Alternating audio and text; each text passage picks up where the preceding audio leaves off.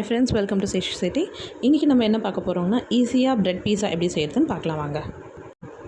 First இதுக்கு என்ன தேவைன்னு பார்த்தீங்கன்னாக்கா வெங்காயம். ஸோ வெங்காயத்தை வந்து இந்த மாதிரி மெலிசாக ஸ்லைஸ் பண்ணி எடுத்துக்கலாம். நீங்கள் எவ்வளோ மெலிசாக ஸ்லைஸ் பண்ணி எடுக்க முடியுமோ நீங்கள் எடுத்துக்கலாம். என்னால் இவ்வளோ தான் ஸ்லைஸ் பண்ண முடிஞ்சது.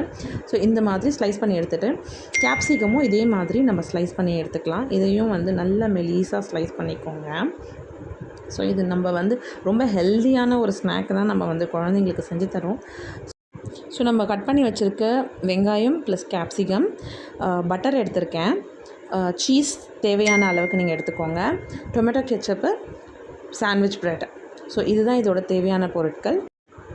ஸ்டோவில் ஒரு தவா வச்சுக்கலாம். ஸோ தவா காஞ்சதுக்கப்புறமா நம்ம ப்ரெட்டை வந்து நம்ம டோஸ்ட் பண்ணி எடுக்க போகிறோம். ஸோ இப்போ நல்லா காஞ்சிருச்சு. இப்போ நம்ம ப்ரெட் போட்டுக்கலாம்.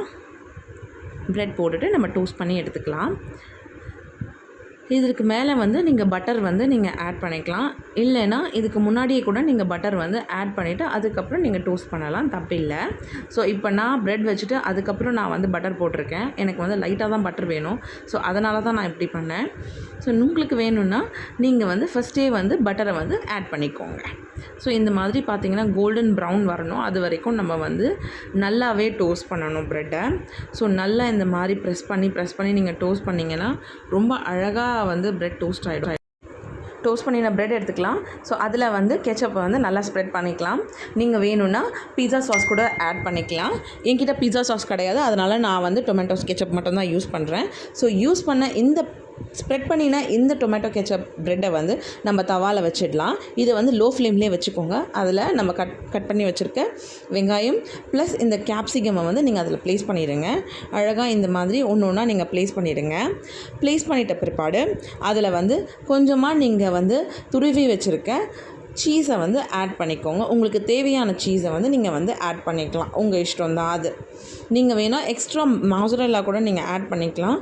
நான் வந்து கம்மியாக தான் மாசரல்லா வந்து ஆட் பண்ணியிருக்கேன்.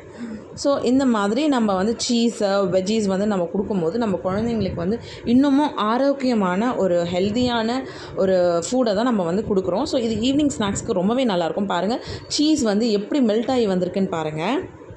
ஸோ இதை வந்து நம்ம பிளேட்டிங் பண்ணிடலாம் வாங்க.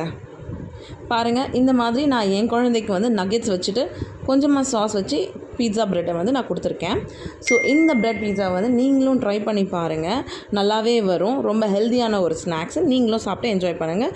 Keep supporting.